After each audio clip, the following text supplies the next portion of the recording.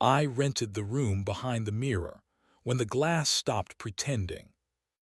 I didn't come to watch. I came to stop making up the part I wasn't seeing. The St. Clair has a bar like a memory and a hallway like an alibi. If you know the host and can name 3 artists in the Basilica mural, he'll hand you a key engraved with a single letter. M. The door it opens looks like a mirror until you press the corner with your thumb. The glass sighs inward. The room behind it is the size of an excuse. There's a velvet bench, a tray with clean glasses, and a panel of smoked glass that gazes out into a booth in the bar and pretends not to. I had that key and a text I'd tried not to rehearse. Debrief ran long, team just went for a nightcap, might crash at the office, don't wait up. The words were correct, the weather was. For 6 months our house had been an efficient country with polite borders.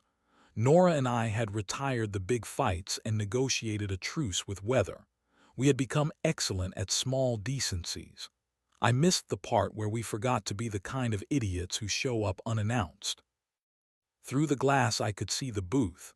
Green leather, brass rail, low lamp. Nora sat with her back to me, profile turning to catch conversation the way a good lawyer catches a concession. Across from her, Cal, the operations lead who stands the precise distance from married women that keeps rooms from hearing lawyers, rested his forearms on the table like competent sentences. Next to him, a young designer whose earrings made her look fragile and unafraid. Nora's hand moved when she laughed. It's how I know she meant it. I poured water I didn't want. I watched a stranger sit at the piano and count in a standard that doesn't believe in apologies. The mirror made everything care about itself. I told myself I was not here to accuse. I was here because the part of me that trusts makes me kinder than the part that guesses. I wanted to prove to myself one of them was still employed. Cal noticed first. He looked directly into the glass the way people with decent spines allow suspicion to see their face. He lifted his glass slightly, like a man who salutes structural honesty. Nora followed his glance and for a heartbeat let me see her mouth unprepared. Then she recovered the way daylight recovers alleyways and smiled. She put a hand on the table and did not move it toward him. He did not move his hand toward hers. The air took notes. I left the room and walked into the bar through the door like a citizen. The host nodded as if he'd been warned by the mural. Nora looked up with all the right muscles, then let them forget to work for half a second before inviting them back. Evan, she said, we were about to talk about you. Then I saved you time, I said. I made eye contact with Cal and then the designer and then the martini. Do I need to hit anyone or buy anyone a drink?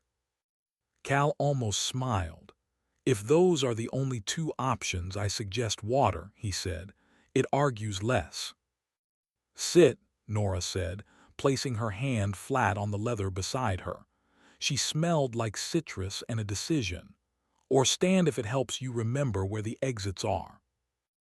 I sat. The pianist found the part of the standard that lets people stay dignified. Cal said he was leaving in a minute. The designer said she would take a car because her earrings wanted to go to sleep.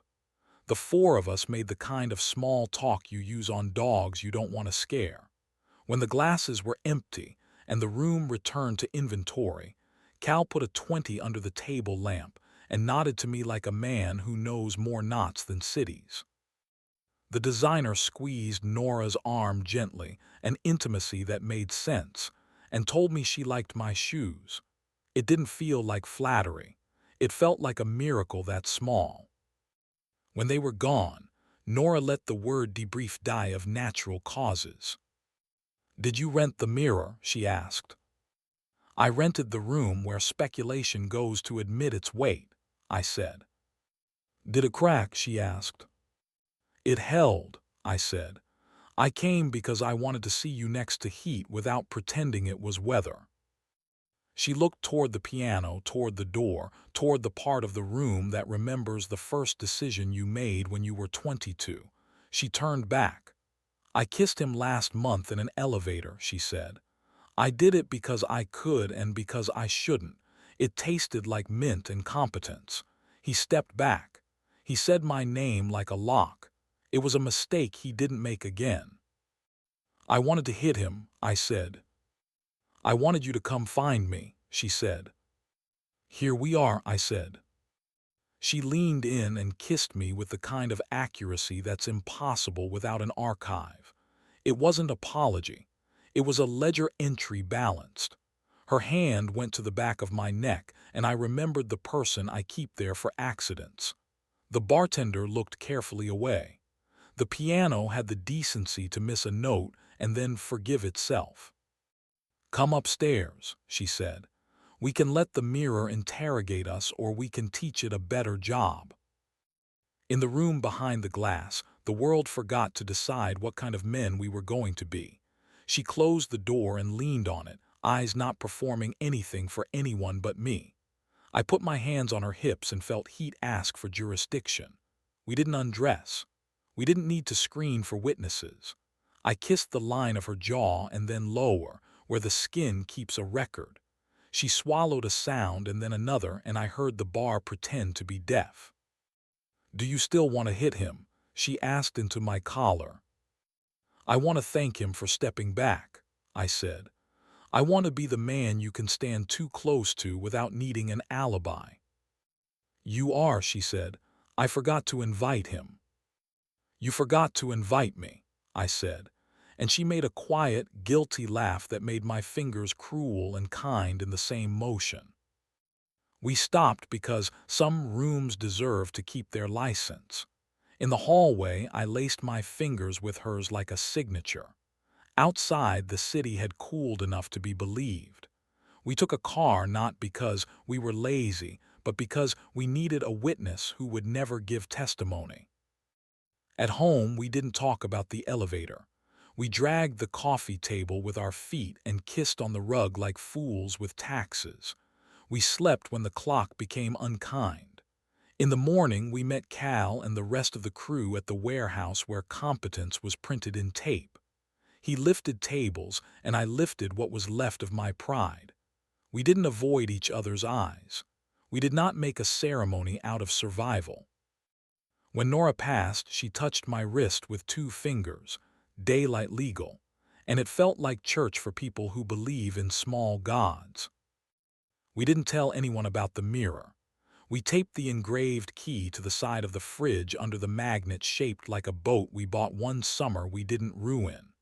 Sometimes, when the house tries to audition for courtroom, we drive to the St. Clair and sit in the front booth like ordinary citizens with unreasonable luck. We order water and pretend it's a plan. We let the mirror see us and tell it to stop pretending.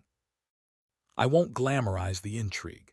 It's thinner than gossip admits and sharper than rumor deserves.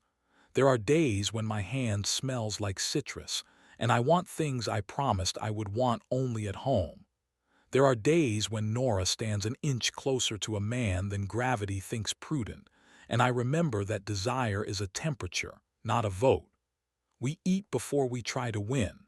We sleep when the clock loses manners. We let our hands be useful in daylight, so that night doesn't feel obligated to hire trouble. If you came for scandal, I owe you worse men and a louder bar.